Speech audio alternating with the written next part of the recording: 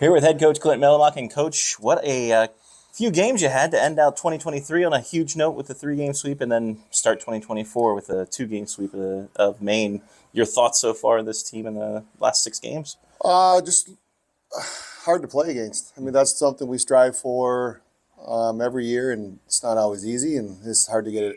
Hard to get it every night. And the last 5 games, they've done a good job of being hard to play against, making them have to come through waves, not just one at a time. Like if there's one, there's always two. So it kind of just when you watch video, you see where they're starting to get a little more in sync with how to defend without the puck and not be so quick to maybe jump to areas where they shouldn't. They just sit back and learn how to angle properly. All those things that you try and teach. And they're doing a great job. I think the one thing that was been different, if I had to pick one thing, is their conversations on the bench are different. It's not like, hey, work hard, we got to go, do this. Like it's within our structure and our systems, and that's a different type of conversation that leads me to believe that there's the maturity is growing a little bit, and from the young guys and the older guys, like there's more mature. When you look at this weekend, you get someone back in Sam Stitz.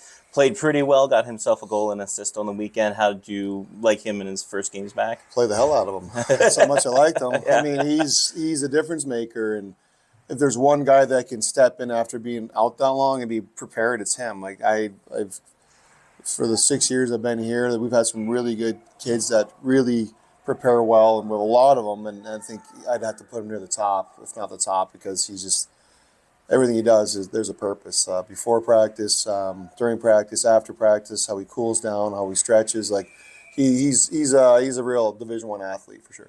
Owen Lepak had a heck of a weekend, 2 wins, 1 shutout. What have you liked about his growth so far since he first came into this roster?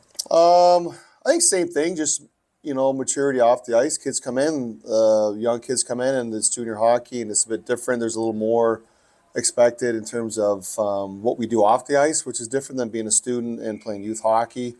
But he's been good since day one, really. Like his compete's been good.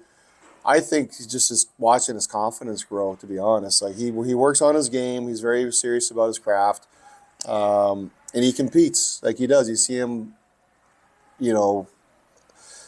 never give up on a puck, and he's a gamer. I mean, there's something on the line. He's there, so I give him a lot of credit. Both goalies have been great, and what I think most people would say for a first-year kid is an 06 too. Like it's pretty special what he can do, and what he also is doing is opening up eyes, not just from scouts but from opponents too. They're starting to realize, okay, like let's get traffic in front of him and try these things. So, but he's a fighter. He battles, so those things don't bother him. Another hot hand recently in your lineup, even though you're getting scoring from pretty much everywhere. But Luke Janus is on a 6-game point streak. He seems to have found his offensive edge as well, including that first goal on Friday night where he had the wherewithal to kind of stop before he got to the bench, pick up that puck, and wire it home. I think their coach would call it a pass from the defenseman. It went right to him. Yeah. We're all kind of surprised. I think Janny was surprised where it was just one of those things kids do. They turn and make a pass without looking, and it just happened.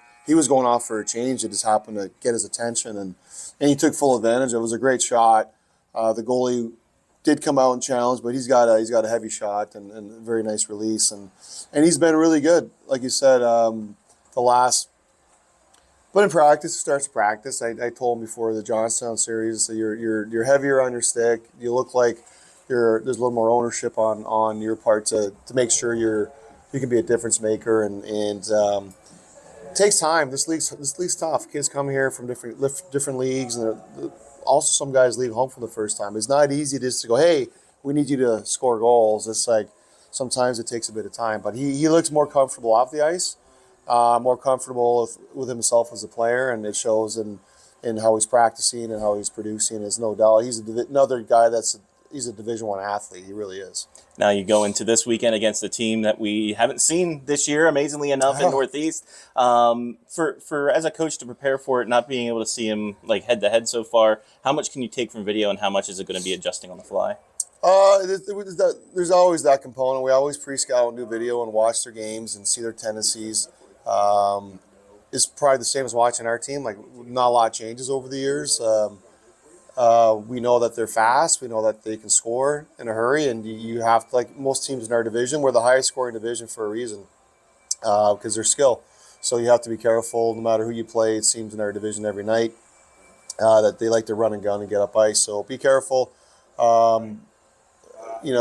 Managing the puck, obviously. And we always say, when you had the puck, did it start their transition for your opponent, or did we have an extended look in the offensive zone? So our job is to make sure we manage pucks and make sure they don't get easy, quick turnovers above their circles. And it's got to happen behind their nets or at their net off of one of our shots maybe, and not where we turn it over, being loose with the puck. So they're dangerous. They have good sticks. Head coach Clint Mylymok.